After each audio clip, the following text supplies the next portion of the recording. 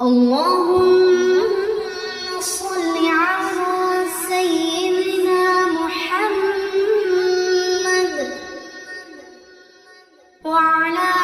آل سيدنا محمد صلاة تنجينا بها من جميع الأهوال والآفات وتقضي لنا بها جميع الحاجات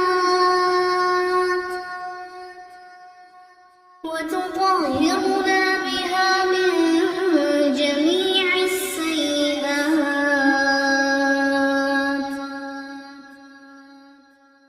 وترفعنا بها عندك